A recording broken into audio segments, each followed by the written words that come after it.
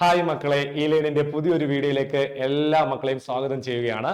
നമ്മൾ ഇന്നിവിടെ എത്തിയിരിക്കുന്നത് നിങ്ങൾ എല്ലാവരും കാത്തിരുന്ന നവോദയ എൻട്രൻസ് എക്സാമിനേഷന്റെ നോട്ടിഫിക്കേഷൻ വന്നിട്ടുണ്ട്. അതിനെപ്പറ്റി നിങ്ങൾക്ക് കുറച്ച് ഇൻഫോർമേഷൻ നൽകുവാൻ വേണ്ടിയാണ് ഇന്ന് ഈ വീഡിയോയുമായിട്ട് ഈ ലേൺ എത്തിയിരിക്കുന്നത്. നമുക്ക് നോക്കാം എന്തൊക്കെയാണ് പുതിയ അപ്ഡേഷൻ എന്നുള്ളത്. എല്ലാവർക്കും അറിയാവുന്നത് പോലെ തന്നെ കേന്ദ്ര സർക്കാർ നടത്തുന്ന ബോർഡിംഗ് സ്കൂളുകളാണ് ഏതെന്ന് പറയുന്നത് നവോദയ വിദ്യാലയങ്ങൾ. എല്ലാ ജില്ലകളിലും അല്ലെ, എല്ലാ സംസ്ഥാനങ്ങളിലെയും എക്സെപ്റ്റ് തമിഴ്നാട്, ബാക്കി എല്ലാ സംസ്ഥാനങ്ങളിലെയും എല്ലാ ജില്ലകളിലും എന്തുണ്ട്, ഓരോ നവോദയ സ്കൂളുകളുണ്ട്. അപ്പോൾ നമുക്ക് 6ാം ക്ലാസ് മുതൽ 12ാം ക്ലാസ് വരെയുള്ള വിദ്യാഭ്യാസം, അതും CBSE തലത്തിലുള്ള വിദ്യാഭ്യാസം തികച്ചും സൗജന്യമായിട്ട് നൽകുന്ന കേന്ദ്ര ഗവൺമെന്റിന്റെ പദ്ധതിയാണ് എന്ന് പറയുന്നത് നവോദയ സ്കൂളുകൾ എന്ന് പറയുന്നത്. അപ്പോൾ ഈ നവോദയ സ്കൂളുകളിലേക്കുള്ള പ്രവേശനത്തിന് നമ്മൾ എന്തൊക്കെ ചെയ്യണം? അപ്പൊ അടിസ്ഥാനമായിട്ട് നമ്മൾക്ക് ആദ്യമായിട്ട് അവിടേക്ക് ചെല്ലാൻ വേണ്ടി നമ്മൾ 6ാം ക്ലാസ്സിലേക്കാണ് അവിടെ പ്രവേശനം ചെയ്യുന്നത്. അപ്പോൾ അതിനു മുന്നേ ചുമ്മാതങ്ങ് നിന്ന് നമുക്ക് അഡ്മിഷൻ എടുത്തോട്ട് ക്ലാസ്സിലേക്ക് കയറാനൊന്നും കഴിയത്തില്ല. അതിനുവേണ്ടി നമ്മൾ ഒരു കൃത്യമായിട്ടുള്ള തയ്യാറെടുപ്പിലൂടെ അവിടെ നവോദയ നടത്തുന്ന എൻട്രൻസ് എക്സാമിനേഷൻ, പ്രവേശന പരീക്ഷ കൃത്യമായിട്ട് പഠിച്ച് വ്യക്തമായിട്ട് എഴുതി നമ്മൾ റാങ്ക് ലിസ്റ്റിൽ വരുമ്പോഴാണ്, ആ ജില്ലയിലുള്ള റാങ്ക് ലിസ്റ്റ് അനുസരിച്ചാണ് ഓരോ കുട്ടികളെയും സ്കൂളിലേക്കുള്ള പ്രവേശനത്തിന് വേണ്ടി ഗവൺമെന്റ് അല്ലെങ്കിൽ നവോദയ സ്കൂളുകൾ നിങ്ങളെ ക്ഷണിക്കുന്നത്. അതിനുവേണ്ടി നമ്മൾ എന്തൊക്കെ ചെയ്യണം എന്നതാണ് നമ്മൾ ഇന്ന് നോക്കാൻ പോകുന്നത്. എല്ലാവരും അറിഞ്ഞു കാണും, നോട്ടിഫിക്കേഷൻ വന്നിട്ടുണ്ട്. സൈറ്റ് അല്പം ബിസിയൊക്കെയാണ്, അതുകൊണ്ട് ആരും ടെൻഷൻ ഒന്നും അടിക്കണ്ട. കഴിഞ്ഞ വർഷം നമ്മുടെ സൈറ്റ് ഇതേപോലെ തന്നെ ബിസി ആയിരുന്നു. അപ്പോൾ കുറച്ച് ദിവസമൊക്കെ നമുക്ക് എന്ത് ചെയ്തു, എക്സ്റ്റെൻഡ് ചെയ്ത് തന്നായിരുന്നു. അതേപോലെ തന്നെ നമുക്ക് ഈ വർഷവും പ്രതീക്ഷിക്കാം. നമുക്ക് നോക്കാം എന്തൊക്കെയാണെന്ന്. നോക്കിക്കേ, നവോദയ വിദ്യാലയത്തിലേക്ക് 6ാം ക്ലാസ് യോഗ്യതാ മാനദണ്ഡം 2027-28 അധ്യയന വർഷത്തിലേക്ക് പ്രവേശനം ആഗ്രഹിക്കുന്ന ആൾക്കാരുണ്ട്, കുറെ കുട്ടികളുണ്ട്.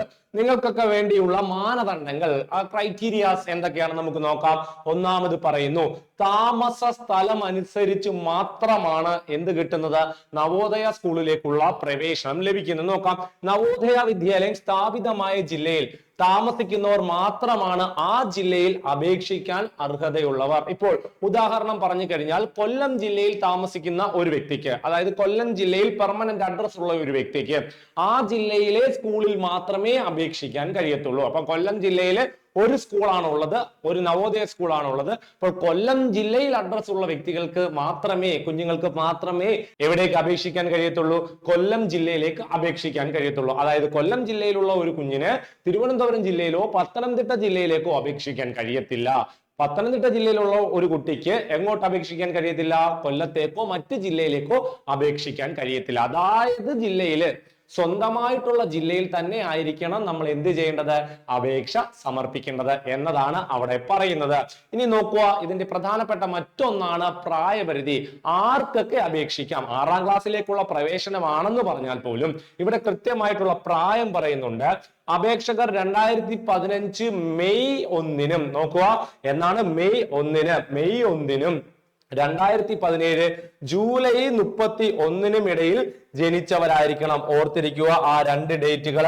2015 മെയ് 1-നും അതേപോലെ തന്നെ 2017 ജൂലൈ 31-നും ഇടയിൽ ജനിച്ച കുഞ്ഞുങ്ങൾക്കാണ് എന്ത് ചെയ്യാനുള്ള അവസരം, ഈ നവോദയ എൻട്രൻസിന് അപേക്ഷകൾ നൽകുവാനുള്ള അവസരം ഇപ്പോൾ വന്നിരിക്കുന്നത്. അപ്പോൾ ഡേറ്റ് ഓഫ് ബർത്ത് നോക്കിയിരിക്കണം. അടുത്ത നോക്കാം. നോക്കുക, ഇവിടേക്ക് അപേക്ഷിക്കാൻ താല്പര്യപ്പെടുന്ന കുഞ്ഞുങ്ങൾക്ക് വിദ്യാഭ്യാസ യോഗ്യതയുണ്ട്. നിങ്ങളുടെ വിദ്യാഭ്യാസ യോഗ്യത എന്താണെന്നാണ് പറയുന്നത്. ആർക്കാണ് എഴുതാൻ കഴിയുന്നത്? നിലവിൽ 5ാം ക്ലാസ്സിൽ പഠിക്കുന്ന ഒരു കുട്ടിക്കാണ് നവോദയ എൻട്രൻസിന് അപേക്ഷിക്കാൻ കഴിയുന്നത്. നിലവിൽ 5ാം ക്ലാസ് യോഗ്യതയുള്ള ഒരു കുട്ടിക്കാണ് എന്ത് ചെയ്യാൻ കഴിയുന്നത്, നവോദയയിലേക്ക് അപേക്ഷിക്കാൻ കഴിയുന്നത്. നോക്കാം, 2026-27 അധ്യയന വർഷത്തിൽ അപേക്ഷകർ സർക്കാർ അല്ലെങ്കിൽ മറ്റ് അംഗീകൃത സ്കൂളിൽ 5ാം ക്ലാസ്സിൽ പഠിക്കുന്നവരായിരിക്കണം. 2027 അധ്യയന വർഷത്തിലെ നവോദയ പ്രവേശനം ആഗ്രഹിക്കുന്ന കുഞ്ഞുങ്ങള് നിലവിൽ 5ാം ക്ലാസ്സിൽ പഠിക്കുന്നവരായിരിക്കണം. ആ പഠിക്കുന്നത് എവിടെ ആയിരിക്കണം എന്ന് ചോദിച്ചു കഴിഞ്ഞാൽ, ഗവൺമെന്റ് സ്കൂളിലാവാം, അൺഎയ്ഡഡ് സ്കൂളിലാവാം, ഗവൺമെന്റ് അൺഎയ്ഡഡ് റെക്കഗ്നൈസ്ഡ് സ്കൂളുകളിലാവാം, CBSE ആവാം. ഏതെങ്കിലും ഒരു സ്കൂളില് 5ാം ക്ലാസ്സിൽ നിലവിൽ പഠിക്കുന്ന കുഞ്ഞുങ്ങളായിരിക്കണം എന്നതാണ് ഒന്നാമത്തെ ആ ഒരു യോഗ്യതാ ക്രൈറ്റീരിയ പറയുന്നത്. 2026 ജൂലൈ 31-നോ അതിനു മുമ്പോ 5ാം ക്ലാസ്സിലേക്ക് സ്ഥാനം കയറ്റം ലഭിച്ചിട്ടില്ലെങ്കിൽ ആ കുട്ടി അതിന് യോഗ്യനല്ല. അതായത് ജൂലൈ മാസം 31-നോ അതിനു മുമ്പോ 5ാം ക്ലാസ്സിൽ പ്രവേശിച്ച ഒരു കുട്ടിക്ക് മാത്രമേ എന്തിന് അപേക്ഷിക്കാൻ കഴിയത്തുള്ളൂ? നവോദയയിലേക്ക് അപേക്ഷിക്കാൻ കഴിയത്തുള്ളൂ. ഇപ്പൊ നമ്മുടെ അധ്യയന വർഷം ജൂൺ മാസത്തിൽ തുടങ്ങിയതാണ്. നിങ്ങളിപ്പോ അപേക്ഷിക്കാൻ ആഗ്രഹിക്കുന്ന കുഞ്ഞുങ്ങൾ എല്ലാവരും നിലവിൽ 5ാം ക്ലാസ്സിലാണ്. നിങ്ങളുടെ ഡേറ്റ് ഓഫ് ബർത്ത് മാത്രം ഒന്ന് ശ്രദ്ധിച്ചിരുന്നാൽ മാത്രം മതി, ഓർത്തുകൊള്ളുക. അപ്പോൾ 2026 ജൂലൈ 31 അതിനു മുമ്പോ 5ാം ക്ലാസ്സിലേക്ക് പ്രവേശനം ലഭിച്ച കുഞ്ഞുങ്ങളായിരിക്കണം എന്ന കാര്യം കൂടി അവിടെ പറയുന്നു. ഒരു വിദ്യാർത്ഥി മുമ്പ് JNVS പരീക്ഷ എഴുതിയിട്ടുണ്ടെങ്കിൽ രണ്ടാമതും പരീക്ഷ എഴുതാൻ യോഗ്യത ഉണ്ടാകത്തില്ല എന്നാണ് പറയുന്നത്. ഒരു വട്ടം അപേക്ഷ എഴുതിയ ഒരു കുഞ്ഞിന് വീണ്ടും എന്ത് ചെയ്യാൻ പറ്റത്തില്ല? വീണ്ടും ഈ ഒരു അപേക്ഷ നൽകുവാൻ കഴിയത്തില്ല. 2 വട്ടം ഒരു കുട്ടിക്ക് ആവർത്തിച്ച് എൻട്രൻസ് എഴുതാനുള്ള യോഗ്യത ഇല്ല എന്നത് ഓർത്തിരിക്കണം. അടുത്ത പോയിന്റ് നോക്കാം. NVS ക്ലാസ് പ്രവേശന ഫോം എങ്ങനെ പൂരിപ്പിക്കാം എന്നാണ് പറയുന്നത്. രജിസ്ട്രേഷന് വേണ്ടി നമ്മൾ സ്ഥാനാർത്ഥിയോ രക്ഷിതാവോ, അപ്പോൾ കുഞ്ഞോ എല്ലാവരും രക്ഷകർത്താക്കളാണ് ചെയ്യുന്നത്, രക്ഷകർത്താവോ NVS അഡ്മിഷൻ പോർട്ടലിൽ പോയി, അതായത് NVSന്റെ ഒരു അഡ്മിഷൻ പോർട്ടൽ ഉണ്ട്, ആ അഡ്മിഷൻ പോർട്ടലിൽ പോയി എന്ത് ചെയ്യുക? ആവശ്യമായിട്ടുള്ള കുട്ടിയുടെ ആവശ്യമായിട്ടുള്ള ഡീറ്റെയിൽസ് എല്ലാം കൊടുത്തിട്ട് അവിടെ രജിസ്റ്റർ ചെയ്യണം. രജിസ്റ്റർ ചെയ്യുമ്പോൾ ഒരു പാസ്വേഡ് യൂസർ ഐഡി ഒക്കെ നിങ്ങൾക്ക് കിട്ടും. അങ്ങനെ തന്നെ നിങ്ങൾ എന്ത് ചെയ്യുക? രജിസ്റ്റർ ചെയ്യുക. രജിസ്റ്റർ ചെയ്യുന്നതിന് ശേഷം എന്താണ് പറയുന്നത് നോക്കാം. അപേക്ഷാ ഫോം കിട്ടും. ആ അപേക്ഷാ ഫോം പൂരിപ്പിക്കുന്നത് എങ്ങനെയാണ്? അടുത്ത ഘട്ടം രജിസ്ട്രേഷൻ സമയത്ത് രജിസ്ട്രേഷൻ ഐഡിയും പാസ്വേഡും ഉപയോഗിച്ച് ലോഗിൻ ചെയ്യുക എന്ന് പറയുന്നു. അതായത് ഞാൻ ആദ്യമേ പറഞ്ഞു, നിങ്ങൾ എന്ത് ചെയ്യണം? രജിസ്റ്റർ ചെയ്യുന്ന സമയത്ത് നമുക്കൊരു യൂസർ ഐഡി പാസ്വേഡ് ഉണ്ടായിരിക്കും. ആ യൂസർ ഐഡി പാസ്വേഡ് മറന്നുപോകാൻ പാടില്ല. അത് ഉപയോഗിച്ചുകൊണ്ട് നമ്മൾ എന്ത് ചെയ്യുക? ലോഗിൻ ചെയ്യുക. അതിനുശേഷം കുട്ടിയുടെ വിവരങ്ങളും മറ്റ് വിശദാംശങ്ങളും അടങ്ങിയ അപേക്ഷാ ഫോം പൂരിപ്പിച്ച് ആവശ്യമായ രേഖകൾ അറ്റാച്ച് ചെയ്ത് അപേക്ഷിക്കുക. ആവശ്യമായ രേഖകൾ എന്ന് പറയുന്ന കാര്യങ്ങളെല്ലാം കുറെ ഉണ്ട്. ആ കാര്യങ്ങളെല്ലാം നിങ്ങൾ കൃത്യമായിട്ട് പ്രോസ്പെക്ടസ് വായിച്ചു നോക്കി അത് ചെയ്യുക. നമ്മൾ നിലവിൽ പഠിക്കുന്ന സ്കൂളുമായിട്ട് ബന്ധപ്പെട്ട കാര്യങ്ങളൊക്കെ ഉണ്ട്. അവയെല്ലാം കൃത്യമായിട്ട് ആ അപേക്ഷാ ഫോം കൃത്യമായിട്ട് തന്നെ നമ്മൾ വായിച്ചു നോക്കുക, ഫില്ല് ചെയ്യുക. അതിനുശേഷം മാത്രം എന്ത് ചെയ്യുക? അത് അപേക്ഷ നൽകുക. അടുത്ത എന്റെ വെബ്സൈറ്റ് ആണ് നവോദയ ഗോൺ ഇൻ ആണ് എന്നുള്ളതാണ് വെബ്സൈറ്റ്. ലാസ്റ്റ് ഡേറ്റ് 2027-28 വർഷത്തേക്കുള്ള നവോദയ എൻട്രൻസ് പ്രവേശന പരീക്ഷയുടെ ലാസ്റ്റ് ഡേറ്റ് നിങ്ങൾക്ക് എന്നാണ് അപേക്ഷിക്കാൻ കഴിയുന്നത്, എന്നുവരെയാണ് അപേക്ഷിക്കാൻ കഴിയുന്നത് എന്ന് ചോദിച്ചു കഴിഞ്ഞാൽ ഈ മാസം 31 ജൂലൈ 2026 വരെ മാത്രമാണ് നിങ്ങൾക്ക് അപേക്ഷിക്കാൻ സാധിക്കുന്നത്. ഇപ്പോൾ അല്പം സൈറ്റ് ബിസിയൊക്കെ കാണിക്കുന്നുണ്ട്, അതുകൊണ്ട് തന്നെ നമുക്ക് പ്രതീക്ഷിക്കാം കുറച്ച് ദിവസത്തോടെ നീട്ടി കിട്ടുമെന്ന്. പക്ഷെ നിങ്ങൾ ആരും അത് പ്രതീക്ഷിച്ചിരിക്കില്ല. പരമാവധി നേരത്തെ തന്നെ സൈറ്റ് ഓപ്പൺ ആവുന്ന സമയത്ത് തന്നെ എന്ത് ചെയ്യുക? ആപ്ലിക്കേഷൻ നൽകുക, രജിസ്റ്റർ ചെയ്യുക എന്ന് തന്നെയാണ് നമ്മൾ ചെയ്യേണ്ടത്. ഓർത്തിരിക്കുക. ഡേറ്റ് ഓഫ് എക്സാമിനേഷൻ, പരീക്ഷ നടത്തുന്ന ഡേറ്റും പറഞ്ഞിട്ടുണ്ട്. നവംബർ 28, 2026. നവംബർ 28 പരീക്ഷ നടത്തും. കഴിഞ്ഞ വർഷത്തെക്കാൾ നേരത്തെ ഈ വർഷം എന്ത് ചെയ്യും? പരീക്ഷ നടത്തും എന്നാണ് പറയുന്നത്. എക്സാമിനേഷന്റെ കാര്യങ്ങളാണ്. എക്സാമിനേഷൻ എങ്ങനെയായിരിക്കും എന്ന് പറയുന്നു. The selection test will be of 2 hour duration from 11:30 AM to 1:30 PM എന്നാണ് പറയുന്നത്. എത്ര മണിക്കൂറിന്റെ പരീക്ഷയാണ്? 2.5 മണിക്കൂറിന്റെ പരീക്ഷയാണ്. 11:30 തന്നെ പരീക്ഷ ആരംഭിക്കും. നിങ്ങൾക്ക് നിങ്ങളുടെ ജില്ലയിൽ തന്നെയുള്ള ഏതെങ്കിലും ഒരു എക്സാമിനേഷൻ സെന്റർ നിങ്ങൾക്ക് ലഭിക്കും. ആ എക്സാമിനേഷൻ സെന്ററിൽ 11:30 മുന്നേ തന്നെ നമ്മൾ എന്ത് ചെയ്യണം? നമ്മൾ അവിടെ റിപ്പോർട്ട് ചെയ്യണം. 11:30 കഴിഞ്ഞ് ചെല്ലുന്ന ആളെ അവിടെ എന്ത് ചെയ്യത്തില്ല? അഡ്മിറ്റ് ചെയ്യത്തില്ല. നമുക്കറിയാം, നമ്മൾ ഏതൊരു പരീക്ഷ എഴുതാൻ പോകുമ്പോഴും അല്ലെങ്കിൽ നമ്മുടെ ഏതൊരു കാര്യത്തിന് നമ്മൾ പോകുമ്പോഴും പരമാവധി നേരത്തെ തന്നെ എത്തുവാൻ ശ്രമിക്കുക. അപ്പോൾ ഈ പരീക്ഷ സ്റ്റാർട്ട് ചെയ്യുന്നത് 11:30 AM 1:30 വരെയാണ്, 1:30 വരെയാണ് പരീക്ഷയുടെ സമയം എന്നത് ഓർത്തിരിക്കുക. And you will have 3 sections.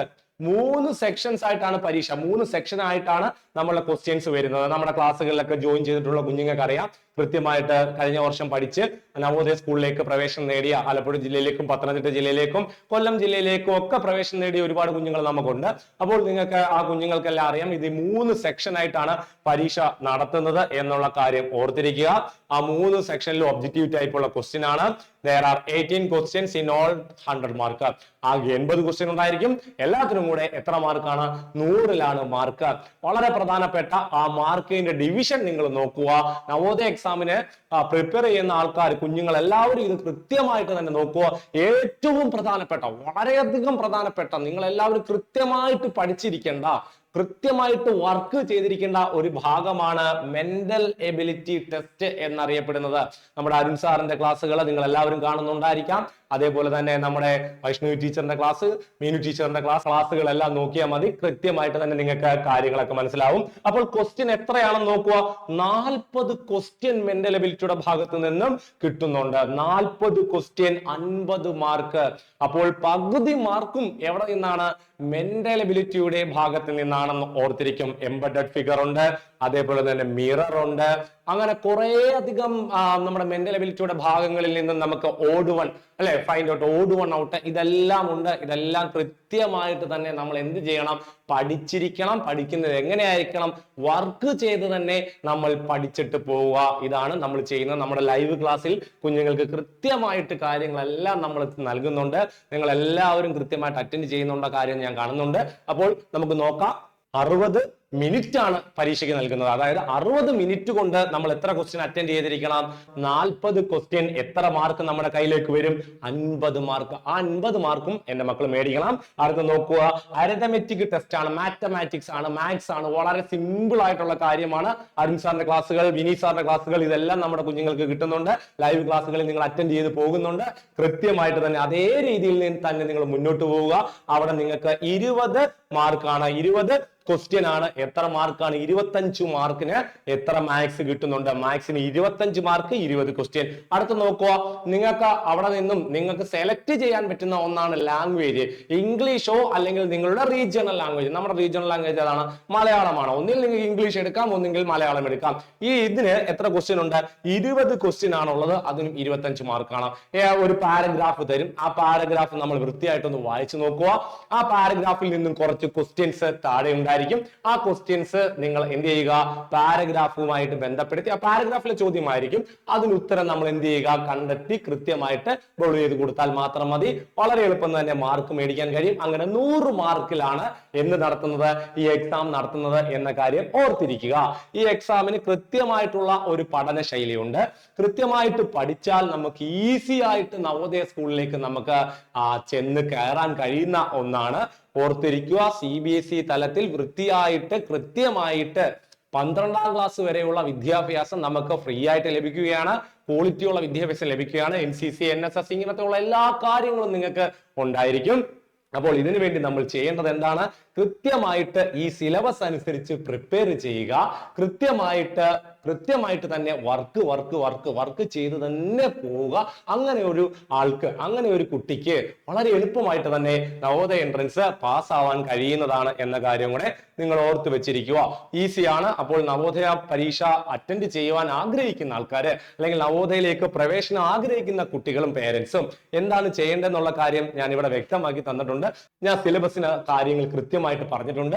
ഈ കാര്യങ്ങളിൽ ഏറ്റവും പ്രധാനപ്പെട്ടത് മെന്റൽ എബിലിറ്റി ആണ്, അരിതമെറ്റിക് ആണ്. ഇത് രണ്ടുമാണ്, മെന്റൽ എബിലിറ്റിയും അതേപോലെ മാത്സും. ഇവ രണ്ടും കൃത്യമായിട്ട് തന്നെ നമ്മുടെ കുഞ്ഞുങ്ങളെ നമ്മൾ കൃത്യമായിട്ട് പഠിപ്പിക്കുക. ആദ്യം കുറച്ച് സമയം മതി നമുക്ക് ലാംഗ്വേജ് ടെസ്റ്റ് പഠിച്ചെടുക്കാൻ. അത് നമുക്ക് ഈസി ആയിട്ട് തന്നെ കവർ ചെയ്തെടുക്കാൻ പറ്റുന്നതാണ്.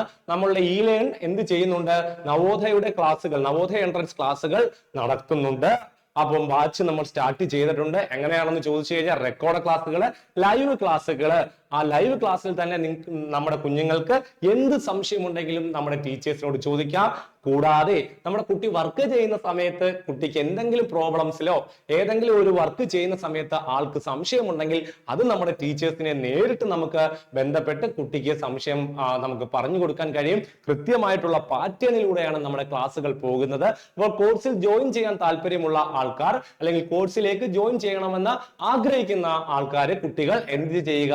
നമ്മുടെ സ്ക്രീനിൽ കാണുന്ന നമ്പറിൽ നമ്മളെ കോൺടാക്ട് ചെയ്താൽ മാത്രം മതി. നിങ്ങൾക്ക് കോഴ്സിലേക്ക് ജോയിൻ ചെയ്യാൻ കഴിയും. ഉറപ്പായിട്ടും നിങ്ങൾക്ക് വിജയം ലഭിക്കും. അപ്പോൾ അടുത്ത ഒരു ഭാഗവുമായിട്ട് വീണ്ടും കാണാം. എല്ലാവർക്കും നന്ദി.